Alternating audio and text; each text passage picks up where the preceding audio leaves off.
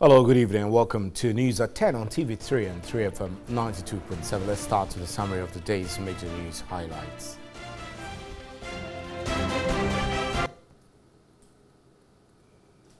The National Democratic Congress (NDC) has accused the Ghana Integrity Initiative (GII) of mischief in relation to its Corruption Perception Index issued last week. The Ghana Integrity Initiative issued a Corruption Perception Index (CPI) scoring Ghana 40 and attributing it to a wide range of corrupt activity which occurred under the previous administration and the current government.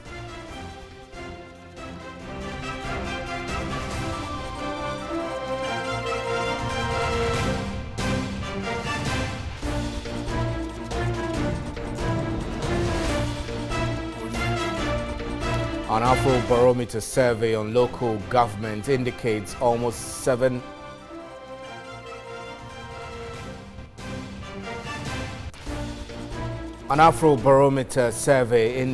that almost 7 out of 10 Ghanaians, representing 69%, want metropolitan, municipal and district chief executives elected. Only a quarter, representing 25%, however, want them nominated by the president and elected by assembly members. An Accra Circuit Court has remanded a 26-year-old Kenyan woman into police custody for trafficking into Ghana narcotic drugs with a street value of $90,000. The suspect, Ivy Muguri Daniel, was arrested by officers of the Narcotics Control Board on January 9 this year, carrying narcotic drugs at the Kotoka International Airport.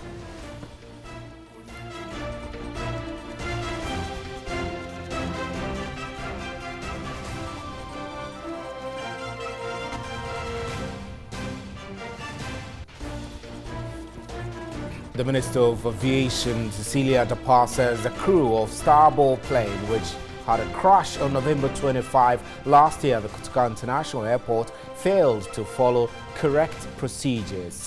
She also revealed there was lack of coordination among the crew during the flight. Cecilia Dapar was answering questions on the floor of Parliament Tuesday.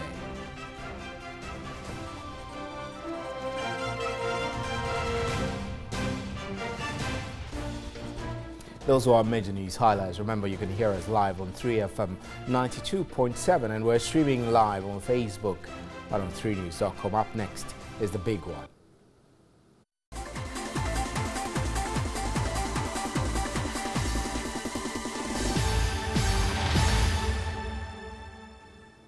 Welcome back. Now, 4 suspected armed robbers escaped after they took away an unspecified sum of money from a transport and spare parts company located at Ring Road, North Industrial Area in Accra. The robbers reportedly locked up staff of Royal Motors before running away with the money amid sporadic gunshots to ward off people. No one is reported to have been injured in the raid at about 9 o'clock Tuesday morning.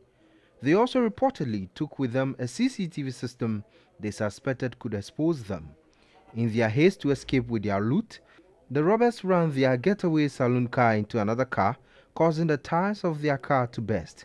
They then abandoned their car, seized the nearest saloon car and managed to get away before the police arrived. According to the sales and marketing manager of the company, the robbers came in to purchase a motorcycle and were ushered into an office to discuss the cost for the item.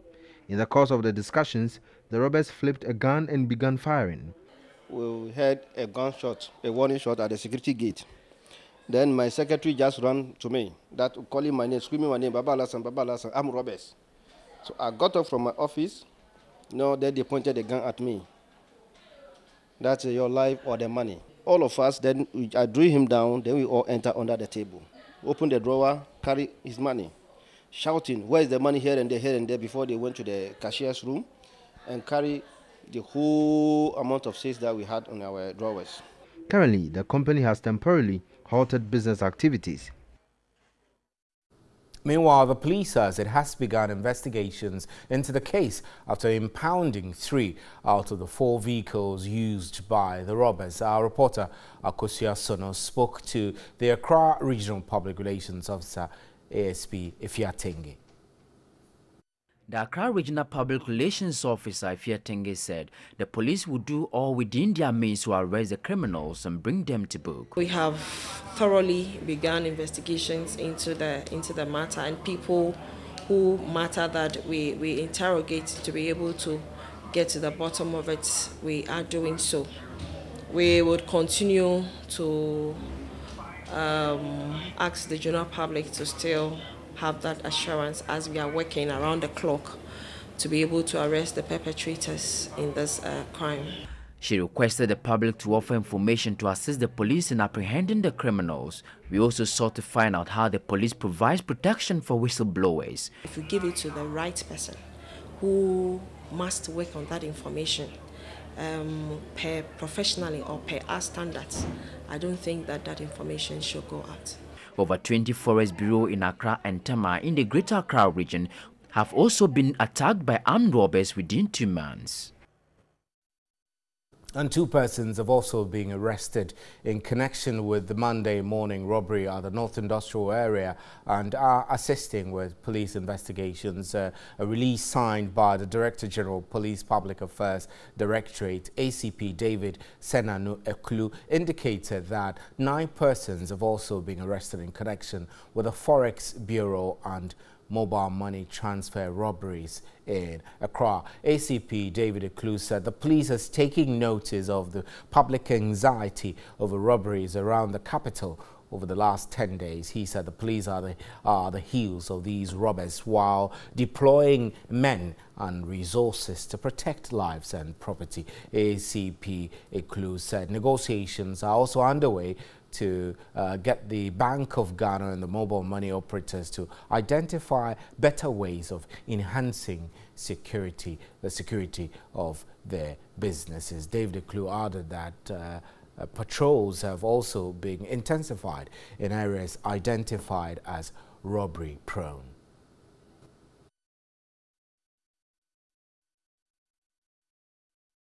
Emmanuel Kotin is a security analyst. He's joining us. Mr. Kotin, it appears every day we talk about one security threat or the other. I mean, we've spoken recently a lot about security threats. Do you get the impression that the police is overwhelmed by the nature of security in our country and are unable to cope?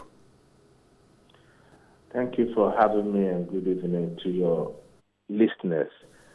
Yes, I think looking at the events in the country over the last few months, it pretty suggests that the police are quite overwhelmed with the activities of insecurity in this country. If you look at armed robbery over the period, it has undergone an amazing transformation from the isolated night attacks we used to experience to a very daring exploit executed during daylight. And I think that when things like this happens, we tend to focus on the police. I want to use this opportunity for us to do some internal retrospection about we as citizens and our roles in helping the police to arrest the situation. You realize that these armed robbers, they are people who live in our communities. And some of us know them. So what are our duty as citizens of this country to give information to the police about their activities? So it goes down to our tenancy laws. Landlords are not empowered to do background checks on the tenants they take on. But let's also ask this question.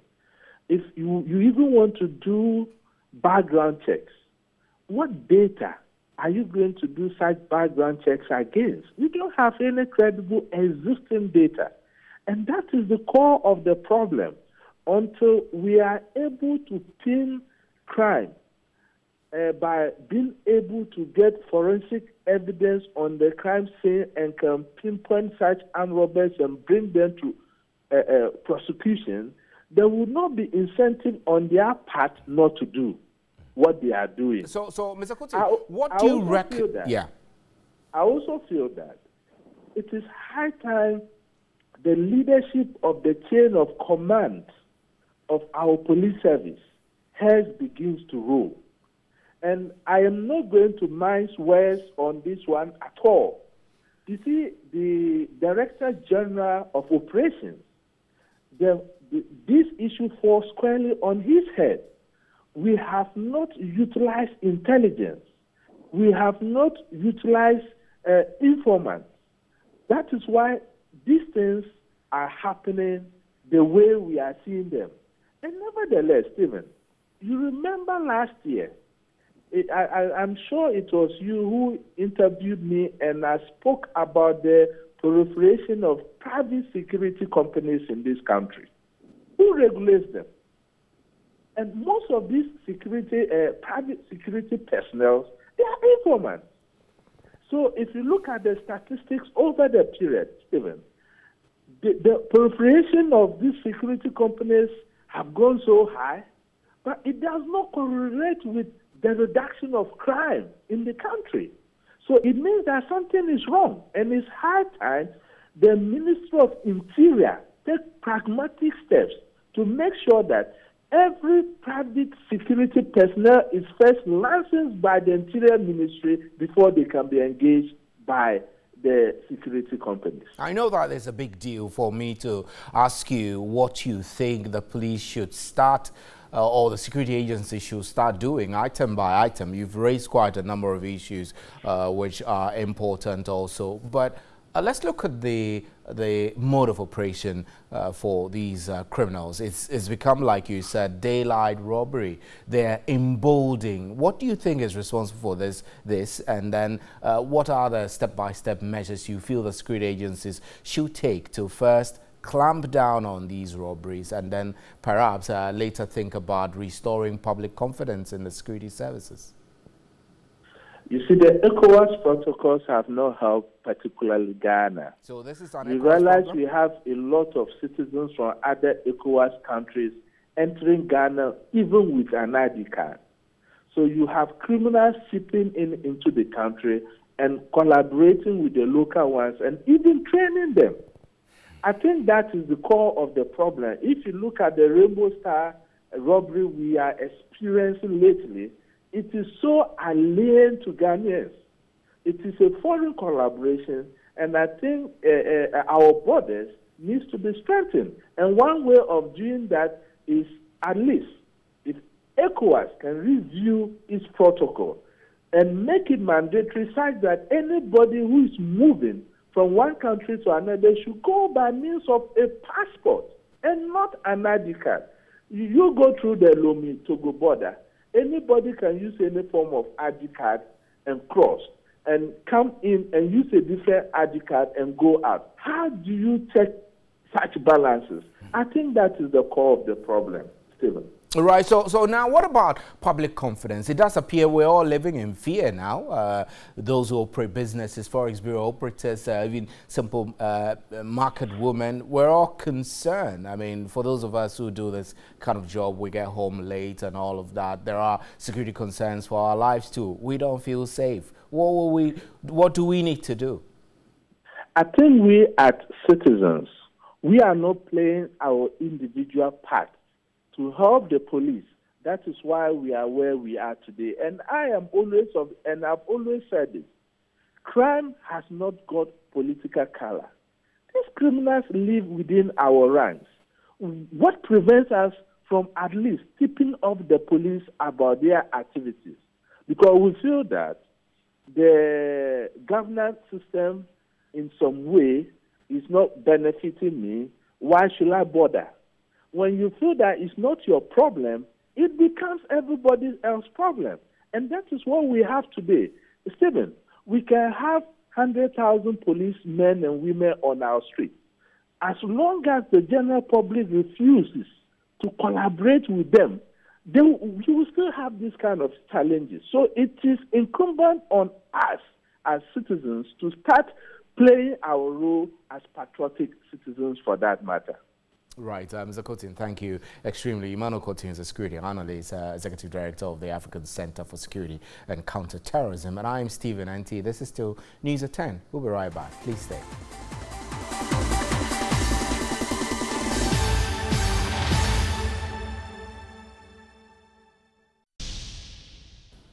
Welcome back. Now, one of Samsung's messages with the new Galaxy S9 is that it is built for the way we communicate today. Samsung's artificial intelligence assistant Bixby will be able to translate text it sees from the Galaxy S9's camera into language of your choice with a feature called Bixby Vision. Alfred Akanse brings us more from the Mobile World Congress in Barcelona. All the exhibitors gathered here have come in with one thing in mind: to unveil their groundbreaking, revolutionary innovations put together and let the world know what the next phase of mobile telephone technology is. Lots of manufacturers and many mobile phone manufacturing companies have all descended here into Barcelona. But at the moment, we're right here in the home of the S9 and S9 Plus, which has been launched, or which has actually been unveiled, awaiting the official launch in March by Samsung. The S9 and S9 Plus is the newest innovation added to the Galaxy family. This is how the S9 and S9 Plus looks like. We're going to be joining an official of Samsung who will take us through the experience of what the phone is and why you should be excited about these two new additions to the Galaxy family, S9 and S9 Plus. Let's go and take a look at this. Emoji is basically function to create your own 3D avatar. When you create your own 3D avatar, then 18 emojis will be created automatically. You can create your own 3D avatar right there at Emoji Gallery later.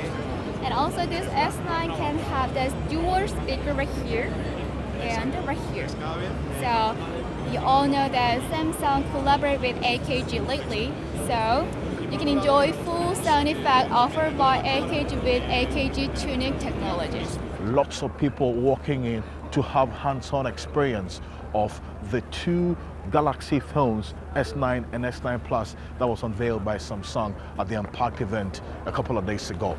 Stay with us as we bring you live updates from the Mobile World Congress 2018 from the Europa Plaza in Barcelona, Spain, exclusively on TV3 and 3FM, Onia FM, Connect FM, and on 3news.com. Alfred Akanse, TV3 News, Barcelona.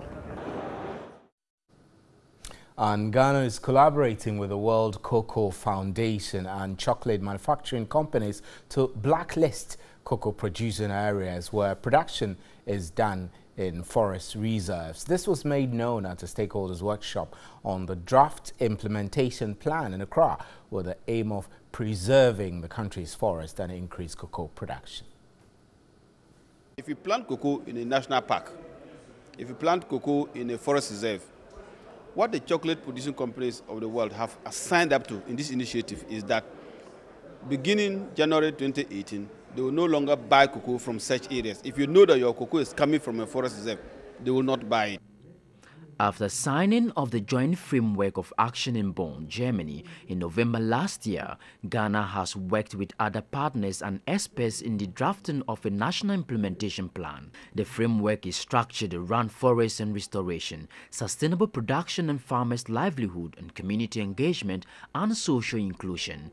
President of the World Cocoa Foundation, Richard Kobe, said the framework will work in the interest of the farmers to boost the production of cocoa, since Ghana's cocoa is considered as the best on the international market. Not only need to commit to concrete actions, every company will be preparing an individual company action plan. It needs to include the amount of financing that each company is going to bring.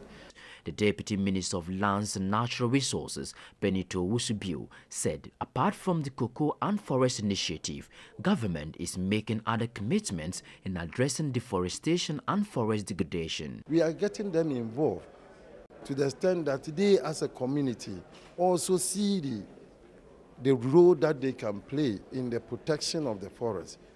Some of them have set up what we call CRIMA, that is community resource management groups, to the extent that they protect the forest and they even advise their own folks not to do what is wrong. He called for collaboration to enforce the policy when it is finalized. And an Accra Circuit Court has remanded a 26-year-old Kenyan woman into police custody for trafficking into Ghana narcotic drugs with a street value of $90,000 US. The suspect, Muguri Daniel, was arrested by officers of the Narcotics Control Board on January 9 this year, carrying narcotic drugs at the Kotoka International Airport. Ivy Muguri Daniel arrived at the Kotoka International Airport on board Ethiopian airline flight ET921. She was arrested by NACOP officers stationed at the airport while undergoing arrival formalities. A search conducted in the luggage revealed a big parcel wrapped with black polythene material containing white powdery substance weighing 3 kilograms. A test conducted by the Ghana Standards Authority on the substance proved positive to speedball, a mixture of cocaine and heroin with an estimated street value of $90,000. The suspect claimed ownership of the luggage and admitted the offense. She, however, mentioned one Benson, whom she described as her fiancé in Kenya, as the one who gave her the parcel to be delivered to him in Accra. She was subsequently arraigned and placed in prison custody pending further investigations and trial. And that's how we'll wrap up with news at 10. I'm Stephen Enti. Thank you very much for making time. On behalf of the crew, good night. There is more news at 3news.com.